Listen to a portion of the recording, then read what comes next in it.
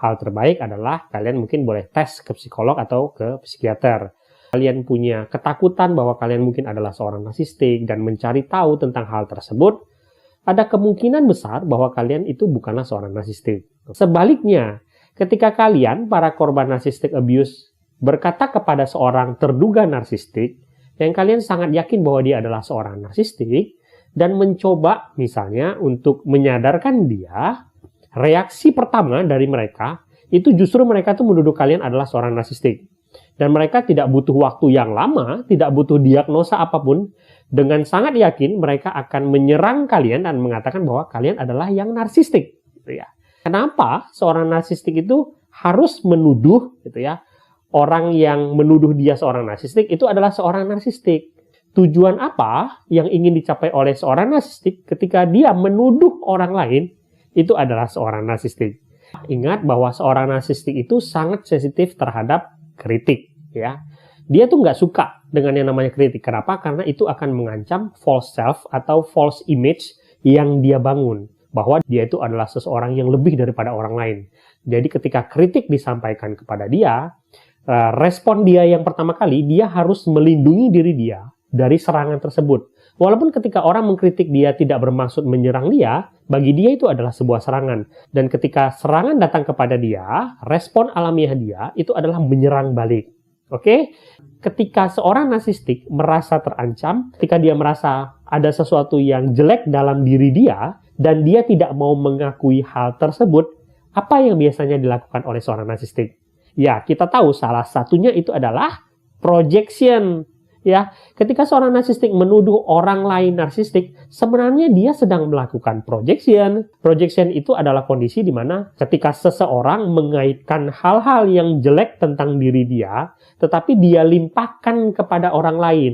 Artinya, dia tidak mau mengakui hal yang buruk tentang diri dia, dan dia melemparkan itu dan menuduh bahwa orang lainlah yang melakukan hal tersebut. Sehingga dia tidak harus bertanggung jawab akan kejelekan dia tersebut. Contoh, ketika dia selingkuh, dia akan menuduh pasangannya yang selingkuh.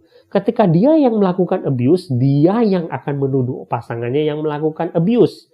Nah, ketika dia seorang narsistik, dia lahir seseorang yang egois, yang manipulatif, dia akan menuduh orang lainlah yang narsistik sebagai projection untuk melarikan diri dia dari kejelekan diri dia tersebut. Nah, itulah sebenarnya yang justru kemudian membuka topeng seorang narsistik. Ketika kita mengatakan bahwa dia seorang narsistik dan dia kemudian menyerang balik dan memproyeksikan semuanya, sebenarnya itu adalah sebuah pernyataan yang menunjukkan kebenaran tentang siapa diri dia.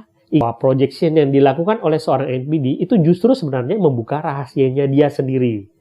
Nah, yang kedua, teman-teman, ketika seorang narsistik itu menuduh orang lain adalah seorang narsistik, itu sebenarnya tujuan dia itu adalah membuat orang yang mengatakan itu menjadi bingung dan kemudian meragukan realitanya mereka sendiri. Jadi ketika dia dituduh sebagai seorang narsistik dan dia melontarkan tuduhan itu balik, gitu ya, tujuan dia selain menyerang, selain mengalihkan perhatian dari dia ingin bikin orang tersebut untuk bingung dengan realitanya. Dia ingin orang lain tersebutlah yang kemudian merasa bahwa dirinya adalah seorang narsistik. Membuat orang tersebut meragukan atau bingung dengan apa yang dia rasakan. Ini namanya adalah gaslighting. Jadi ketika seseorang dibuat ragu akan realita yang dia yakini sebelumnya. Dan kita tahu seorang narsistik sangat pandai untuk melakukan hal tersebut. Dia kemudian akan melontarkan banyak perkataan, manipulasi gitu, menjungkir balikan fakta supaya yang mengatakan itu yang kemudian merasa bahwa dia adalah seorang narsistik. Oke? Nah, itulah teman-teman yang terjadi ketika seorang narsistik justru menuduh orang lain itu adalah seorang narsistik. Nah, ketika kalian mengalami hal ini, teman-teman, penting untuk kalian menyadari dan yakin bahwa apa yang saya yakini, intuisi saya, itu adalah yang saya percayai.